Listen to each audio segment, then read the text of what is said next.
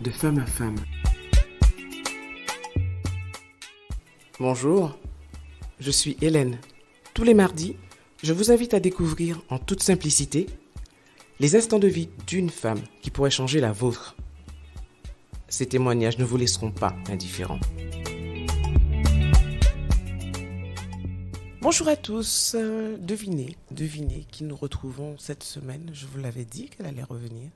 Je vous avais déjà dit qu'elle a énormément de choses à partager et je suis prête à les partager avec elle et avec vous. Bonjour Sylvia.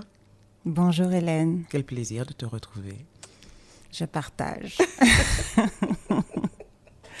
Alors c'est vrai que la dernière fois, tu avais parlé de l'arrivée de Sylvia. Mm-hmm. Et aujourd'hui, qu'est-ce que tu vas partager avec nous ? Les conséquences de cette arrivée, les meurtrissures que ça peut créer au travers de la blessure de l'abandon qui découle de mon adoption, de la perte, de cette douleur que j'ai longtemps tenté de cacher, fuir et que je ne connaissais pas en fait. Parce que j'arrive maintenant à mettre un nom sur une douleur, sur une souffrance, sur un état de fait. Et aujourd'hui, j'en parle avec beaucoup plus de liberté du coup. La blessure de l'abandon, c'est suite à une thérapie. Qu'est-ce qui t'a permis justement de mettre un mot sur cela ? Alors, ce qui m'a permis de mettre un mot sur ça, c'est... déjà, j'ai dû observer en fait ce qui, je dirais, l'observation de mes réactions par rapport à des situations. Ton interaction avec les autres aussi. Oui, mes comportements fuyants. La blessure de l'abandon, elle entraîne des comportements, des schémas répétitifs, le besoin de reconnaissance, la difficulté à accepter la critique, le besoin d'être observé, regardé, être mise en avant, toujours. C'est quelque chose que j'avais besoin. Le besoin de contrôler, de vouloir faire les choses toujours à ma manière, avec ma manière de régir, de faire les choses, d'être dans le contrôle. Mes relations aussi dysfonctionnelles, un peu déséquilibrées. Et je parle de relations sentimentales, amicales, professionnelles, familiale. La blessure d'abandon, comme je vais l'expliquer, en fait, s'observait parce que je reproduisais le même schéma, celui de la fuite, celui de ne pas... dès l'instant où j'aurais pu justement accepter et accueillir la relation à bras ouverts, eh bien, par peur justement du rejet, je préférais la quitter. Par peur de la fin, de la perdre. C'est ça. C'est avoir peur de se sentir tellement bien dans une situation qu'on la voit s'échapper. C'est ça. C'est délicat à dire aujourd'hui parce que j'ai peut-être la sensation d'être passée à côté de choses qui auraient pu être meilleures. Et en même temps, tout ça était nécessaire pour qu'aujourd'hui je puisse en faire, en tout cas, un témoignage, quelque chose qui va, j'espère en tout cas, parler à d'autres femmes également. Mais voilà, c'est vraiment porter un masque différent de celle que nous sommes. Tu vois ? Mm-hmm. C'est comme voilà, être dans un... Jouer un rôle, en fait. Hein. Le mot est dur. Hein. Enfin, dur, non, c'est pas dur, mais voilà, de jouer un rôle. D'être je parle du masque, le masque du dépendant, celui de... J'ai dit le besoin d'être rassuré, mais surtout, moi, j'avais besoin aussi de demander de l'aval de la vie des autres. Et du coup, c'est un peu en contrario avec le fait de vouloir contrôler, de vouloir réagir. Parce qu'en même temps, j'avais besoin, je prends un exemple bien précis, dans la relation amicale, amicale et amitié, je pouvais être extrêmement possessive. Dans mes relations d'amitié, j'avais des amis, mais je ne voulais pas les partager. J'avais mes amis, je ne voulais pas, des instants où je savais qu'elles pouvaient, je ne sais pas, avoir d'autres amis ou sortir avec d'autres... Ça t'a supporté. Voilà, j'étais très possessive. Et en même temps, je dépendais beaucoup de leur avis, c'est-à-dire que dans ce côté très possessif, pouvait me construire comme quelqu'un qui était très sûr de soi, finalement. Mais j'avais besoin tout le temps de demander, mais qu'est-ce que tu penses aussi? Regarde, je porte une tenue, qu'est-ce que tu en penses? Qu'est-ce que tu penses que ceci? Donc, tu avais besoin en permanence de cette validation de tes amis. Amis, dans ma relation sentimentale aussi, mais du coup un peu moins parce que j'étais un peu plus dirigiste. Mais la validation de mes amis, oui. J'avais besoin de ça pour... et c'était étrange parce que j'avais besoin de leur avis et en même temps, elles me sollicitaient beaucoup parce que elles voyaient en tout cas en moi un phare, une lumière, quelqu'un qui leur apportait de bons conseils. Ce que moi, je ne voyais pas, en tout cas, elles le voyaient. Et c'est peut-être aussi ce qui fait qu'aujourd'hui, naturellement, j'arrive à expliquer que ce que je ne percevais pas chez moi et ce qui rayonnait naturellement, et qu'on me disait, mais Sylvia, tu ne te rends pas compte, parce que j'étais aussi dans une estime plutôt basse de moi, même si ça va en fait, ça va de pair en pair. fait, hein, le rapport à l'estime de soi. Et j'insiste sur le rapport à l'estime de soi parce que d'un point de vue extérieur, on me voit, je suis grande, bien apprêtée, voilà, on peut dire une belle estime de. C'est ce que. Elle assure. Voilà, ça c'est je dirais la couche superficielle. Mais l'estime de soi, c'est le jardin intérieur qu'il faut jardiner, qu'il faut rafraîchir, mettre le terreau, cultiver. Et ça, j'avais besoin je ne le faisais pas suffisamment. Donc, je maquillais pas mal de choses. Et dans tes relations sentimentales, enfin, quand on souffre de la blessure d'abandon, on n'arrive pas à se donner entièrement. Non, parce qu'on cherche à se protéger. On a peur de souffrir une deuxième fois. Moi, j'ai eu la blessure de l'abandon. Pour moi, elle a eu un double impact parce qu'il y a l'abandon dans un premier temps de ma mère naturelle au travers de l'adoption que tu connais, dont on a déjà évoqué. Et puis ensuite, il y a la perte de ma mère adoptive avec qui j'avais une relation extrêmement fusionnelle, qui était mon pilier et que j'ai perdu à mes 14 ans. Donc ce double choc m'a fait douter de moi et m'a dit, mais si... Donc... Est-ce que tu vaux la peine d'être aimé si toutes les personnes qui t'aiment s'en vont? C'est ça. Et je me suis même écartée même de la foi, de la spiritualité. Je t'en ai parlé parce que justement, je me disais, mais qu'est-ce qui se passe? Mais je comprends pas. Pourquoi tu me fais autant de mal? Pourquoi et on en parlera tout à l'heure. Justement, ça m'a permis aussi de me rapprocher de la blessure de l'abandon en le connaissant mieux au travers des exercices que j'ai faits pour gagner en confiance, gagner en assurance, gagner en estime de moi. La spiritualité m'a beaucoup apporté, d'autres techniques également, mais c'est vrai que j'étais dans la blessure d'abandon, en tout cas, était pour moi une manière de me protéger pour ne pas continuer à souffrir. À quel moment as-tu réagi? À quel moment est-ce que j'ai réagi? Cela a peut-être été progressif. Oui, j'ai réagi, je dirais, peut-être assez tardivement. Je pense qu'il y a des choses que j'ai... Est-ce qu'il y a un moment où tu t'es assise et tu t'es dit, mais Sylvia, tu renouvelles systématiquement les mêmes schémas? C'est qu'il y a quelque chose. Est-ce que tu t'es un jour dit cela? Oui. Oui. Ça, je me suis dit quand on fait souvent l'introspection de sa vie, je dirais, moi, je sais pas, chaque année. Non, me dis pas le 1er janvier. Si, justement. Chaque année. Alors, mais c'est plutôt Alors, ce qui m'a permis de voir les choses, c'est le regard que portaient les gens sur moi et la manière dont moi, je me voyais. Il y avait toujours un décalage, c'est-à-dire que j'avais la sensation... Enfin, les gens qui étaient autour de moi me voyaient me portaient, me voyaient limite, n'étaient pas avares en compliments, en qualité, que moi je ne percevais pas, que je ne voyais pas, alors que moi j'étais associée à beaucoup de peur, beaucoup de crainte, beaucoup de critiques à mon égard, parce que je ne voyais pas la lumière en tout cas. J'avais la sensation d'aller prendre la lumière auprès des autres, alors que les gens me disaient, mais non, c'est toi qui m'as, grâce à toi, grâce à tes conseils, c'est toi qui m'apaise, c'est toi qui, dans ce que tu dis, dans ce que tu es, dans ta congruence, dans l'harmonie que tu fais. Et je pense que ce qui m'a toujours peut-être permis d'être cohérente entre ce que je suis aujourd'hui, c'est cet équilibre, action et dire. Je pense que là-dessus, j'ai toujours été dans cet exercice naturel, sans forcément partir dans les livres maintenant qu'on découvre avec la parole impeccable, les accords Toltec et autres. Mais je dis, je fais. Je fais, j'agis. Avec le temps que ça prendra, avec l'énergie que ça va demander. Mais autant que faire se peut, j'essaie d'être cohérente là-dessus. Et justement, c'est au travers de ces exemples, au travers de ces démonstrations, qui a fait que, eh bien, les gens autour de moi m'ont dit, mais regarde-toi, regarde ton parcours, mais regarde-toi. Ah bon, j'ai fait ça?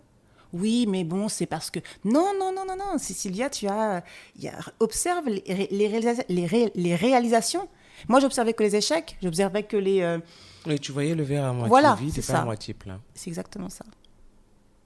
Quel a été le cheminement pour en sortir?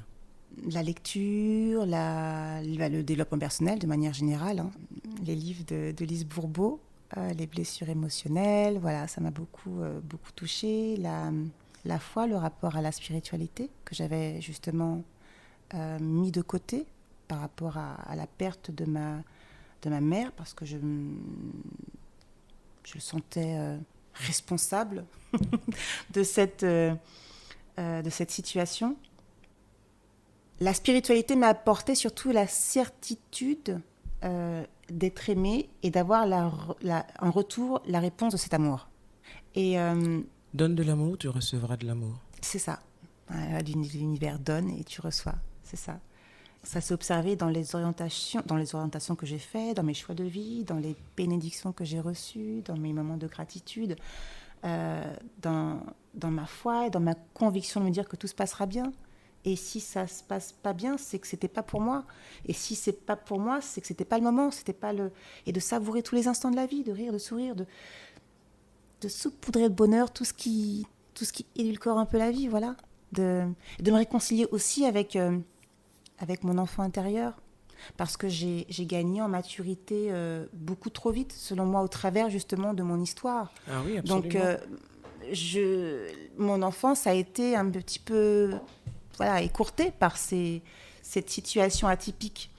Donc, la réconciliation avec mon enfant intérieur que j'ai découvert au travers de la kinésiologie, l'hypnothérapie également, m'a beaucoup sauvée, m'a beaucoup apporté.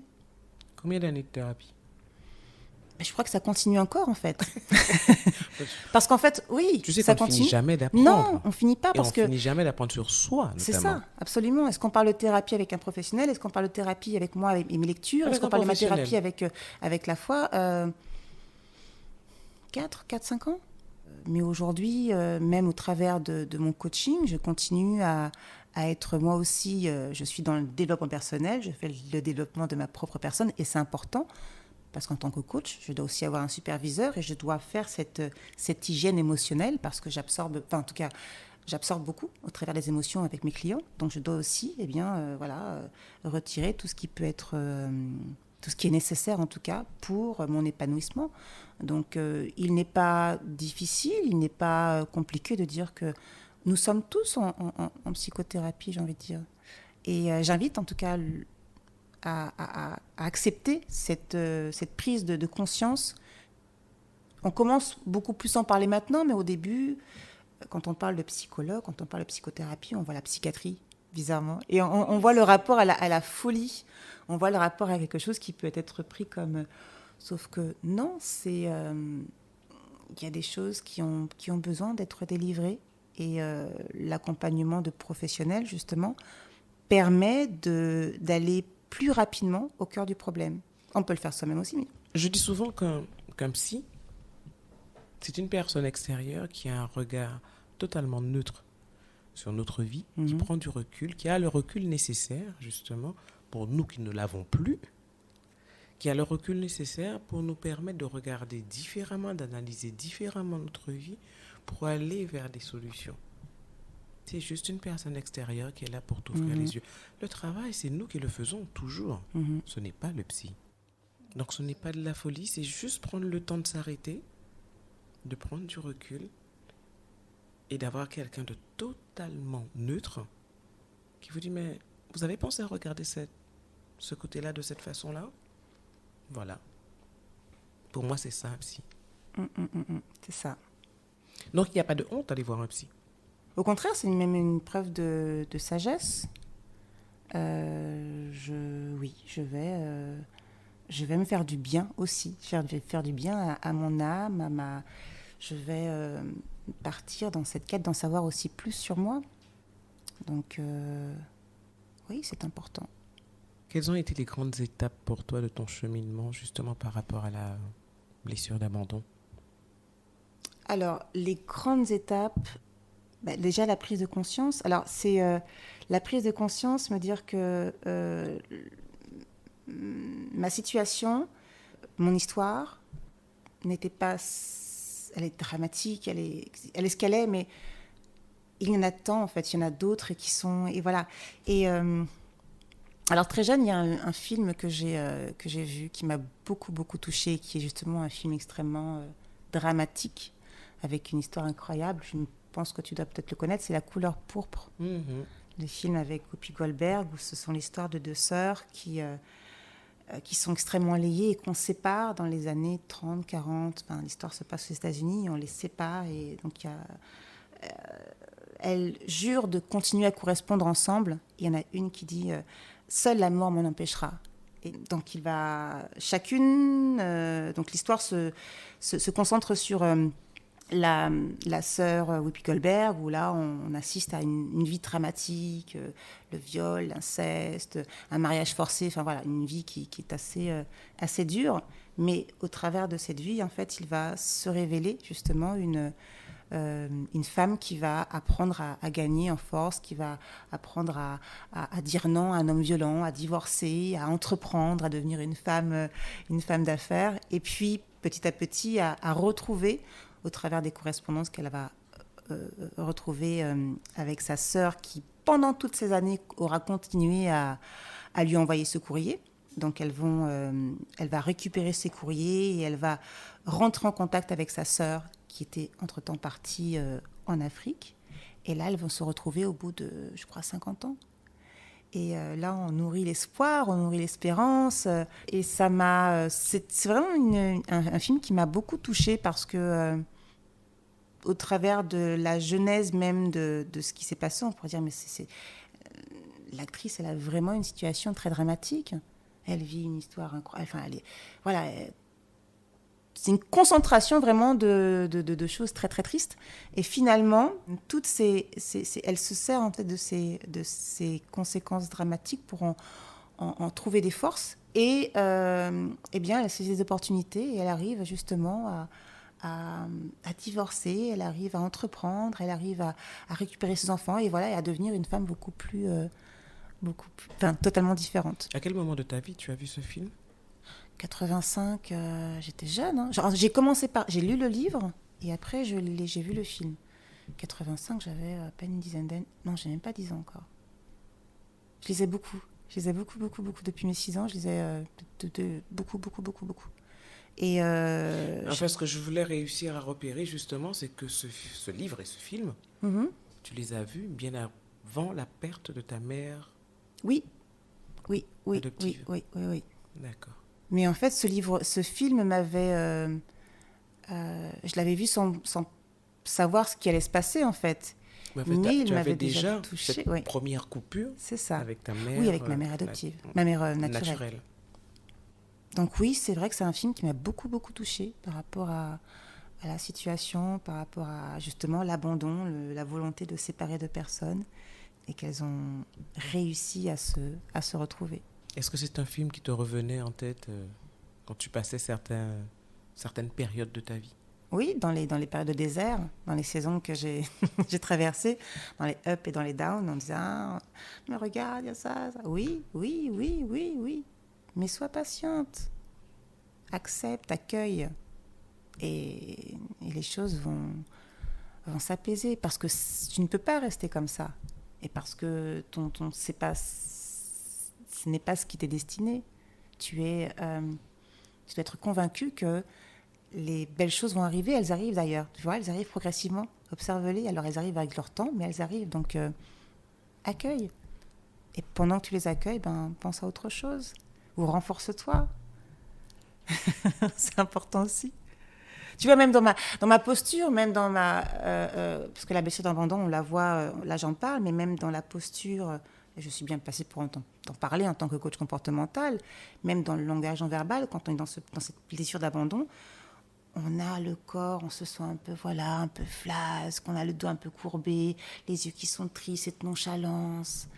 Quand j'ai commencé justement à entretenir cette thérapie, à prendre conscience de la force que je possédais, me remettre au sport, prendre encore plus soin de moi, c'était important parce que je voulais vraiment continuer à illuminer, à briller, parce qu'on me le disait, mais je ne le voyais pas. Donc j'ai entretenu ça et c'était important d'être en équilibre avec celle qui était moi, mais que je ne voyais pas. Et aujourd'hui, elle brille. Ouais, like a diamond. Qu'est-ce que tu aurais envie de dire justement à toutes ces personnes, et plus particulièrement ces femmes qui nous écoutent, par rapport à la blessure d'abandon? Alors, il y a une jolie phrase que j'ai retenue de Lise Bourbeau qui dit « Ce que l'on vit qui fait souffrir... » Non, ce n'est pas ce que l'on vit qui fait souffrir, pardonne-moi, mais c'est bien la réaction à ce que l'on vit à cause de blessures non guéries. Je crois que tout est dit. Reconnaître, accepter déjà qu'on est dans une... qu'on n'est pas dans son état... On n'est pas au paroxysme vraiment de sa splendeur. C'est déjà reconnaître qu'on a encore à progresser. Le paroxysme de sa splendeur. J'aime beaucoup cette phrase, exactement. Parce que c'est aussi reconnaître ses talents, son identité. Beau cheminement, hein? Je pense. Il ne fut pas simple. Non. Tu es maman de 2 filles, si je ne me trompe. Est-ce que ce cheminement, tu l'avais terminé avant d'être maman, ou tu l'as continué, tu l'as approfondi en devenant toi-même mère? Ah non, j'ai continué je continue. On sait que le travail continue jusqu'à maintenant. Bien sûr. Mais je veux dire, quand tu as fait tu as suivi la thérapie, etc., est-ce que c'est avant d'être maman, ou quand tu as été maman, il y a une couche supplémentaire? Parce que, biologiquement parlant, on sait que, et hormonalement parlant, qu'une grossesse, ça change beaucoup, ça chamboule beaucoup une femme. Donc, il y a peut-être des choses dont tu as pris conscience, ou des choses qui ont été mises en exergue après ta grossesse, qui t'ont peut-être conduit à aller plus en profondeur sur certains points, non? Oui, alors justement le rapport encore une fois avec l'abandon, le doute, c'est-à-dire que la période de la maternité est une période où on est souvent accompagné de sa maman. On est accompagné de ses tatis, d'un schéma, d'un noyau familial fort que je n'avais pas. Donc j'étais dans le doute à me dire, mais est-ce que je serai une bonne mère? Est-ce que je vais aimer mes enfants autant que je l'ai peut-être aimé, mais en même temps, il y a beaucoup de choses qui se sont bousculées dans ma tête, parce que ça m'a renvoyée à moi, où j'imaginais ma mère qui avait 19 ans. Elle avait 19 ans quand elle m'a mis au monde, et dont elle a dû se séparer quand j'avais l'âge de 2 mois. Donc je me suis dit, mais comment réagir? Comment on peut abandonner un enfant qui est dans son corps? Mes enfants, ma fille, mes 2 filles d'ailleurs, quand on est en pleine grossesse, l'enfant réagit en fait, c'est-à-dire on le sent vivre, on l'entend, il y a toute une... Donc, je dis, mais comment on peut abandonner un enfant qu'on a porté? Donc oui, il y a plein de choses qui m'ont encore bousculée, mais dans le bon sens, parce que j'avais encore plus, moi, envie d'être omniprésente, voire un peu trop, parce que même mon conjoint me disait, mais Sylvia, accorde-moi quand même un peu de place aussi, parce que j'étais, même pour lui donner, lui donner l'occasion de lui donner la tétée, c'était compliqué. J'avais toujours besoin d'avoir mes enfants sur moi, près de moi, de les embrasser, de les regarder, d'être dans cette kinesthésie, parce que j'avais peur pas qu'elles partent, mais je voulais j'étais dans l'abondance même, trop. Et il m'a aussi beaucoup aidé dans ce sens, d'ailleurs, me dire, mais c'est ok. elles savent que tu les aimes. T'inquiète pas, c'est ok, repose-toi. Et elles vont pas partir. Parce que ça aussi, voilà, peut-être que je sais pas, tu vois. Mais oui, bien sûr, ça réveillait beaucoup de choses. Ça réveillait beaucoup de choses. Mais dans le côté plutôt positif, en me disant, voilà, je ne suis pas... je n'avais peut-être pas... Je ne pensais pas avoir des prédispositions pour être une bonne maman, parce que je ne savais pas comment c'était. Enfin, en tout cas, dans l'observation de ma famille, je le savais au travers de mes amis ou autres, jusqu'à ce que je réalise que une mère, c'est naturellement, il y a cette... l'instinct maternel, il est là, en fait. Personnellement, je ne crois pas à l'instinct maternel. C'est vrai ? Non. Ok. Du tout. Mais en fait, moi je dis souvent qu'il n'y a pas en librairie être maman pour les nuls, ça n'existe pas. Donc une mère, elle fait de son mieux parce qu'il n'y a pas de recette miracle. Parce qu'on a 2 personnalités. Parce qu'on peut avoir 10 enfants et 10 personnalités différentes. Parce que beaucoup de choses qu'on ne maîtrise pas. Et que quand on a envie d'avoir son enfant et qu'on souhaite avoir son enfant, oui, à ce moment-là, on fait son maximum et on donne tout ce qu'on a. C'est ça. Alors, pour moi, c'était... alors, il faudra aussi qu'on parle, encore une fois, de la maternité et de tout ce que ça a engendré chez moi, parce que le deuxième prénom de ma fille s'appelle Désirée. Enfin, elle s'appelle Désirée. Donc, ça explique bien après l'histoire qui est liée à ce désir profond. Mais oui, toutes les précédentes étapes liées à la naissance de ma fille ne peuvent que confirmer que oui, elle a été profondément désirée. Il n'y a pas eu de moment où je me suis dit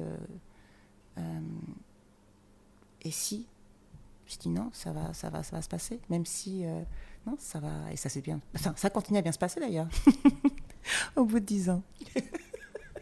Tant mieux. Elle te renvoie bien son amour, cet amour que tu leur donnes. Oh oui. Oh oui. La blessure d'abandon, c'est derrière toi? Oui, c'est derrière moi. Mais il y a toujours des petites piqûres de rappel. Par exemple, je suis quelqu'un d'extrêmement susceptible. Ça fait partie de la blessure d'abandon. J'ai la sensation que quand on m'envoie des pics, surtout quand elles ne sont pas constructives, pourtant je fais un travail, qu'on m'attaque directement. Et quand on m'attaque, ça me fait mal parce que parfois je suis encore associée à des doutes. Mais je fais un travail. J'apprends à me dire, ok, c'est une critique qu'on doit juger constructive, pose des questions pour savoir si elle... Mais je continue à travailler dessus. Donc la susceptibilité fait encore partie de ce masque. Mais le rapport à l'estime de soi, non, je pense être dans une belle restauration.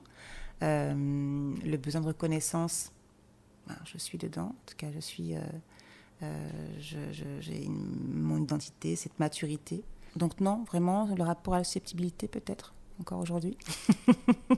Mais non, elle est derrière moi. Merci pour ce partage. Merci à toi. Et on a parlé rapidement de la maternité. Je pense que c'est un sujet qu'on abordera ensemble, si tu peux bien. Ok, avec plaisir. Parce que vraiment, tes 2 filles me donnent l'impression d'être arrivées à un moment dans ta vie où c'était nécessaire. Et on aura l'occasion d'en parler si tu veux bien. Est-ce que tu aurais une dernière chose à partager aujourd'hui? Qu'est-ce que je voudrais partager aujourd'hui encore avec toi et avec ceux qui nous écoutent?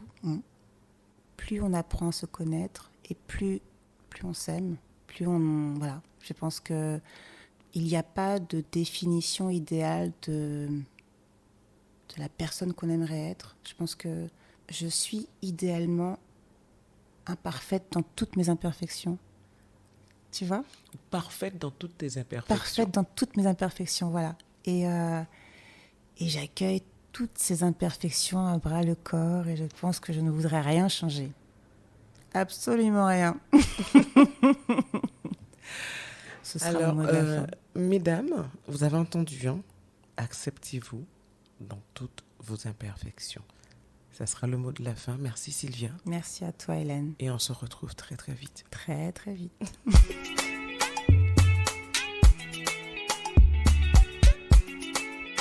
Merci d'avoir été avec nous pour cette tranche de vie. Si vous avez apprécié, pensez à vous abonner à ma chaîne YouTube Femme & Co pour ne manquer aucun épisode. Ils sont également disponibles sur Apple Podcasts, Deezer, Spotify, entre autres. Alors likez, donnez un maximum d'étoiles, laissez vos commentaires et surtout partagez. À la semaine prochaine. En attendant, prenez soin de vous.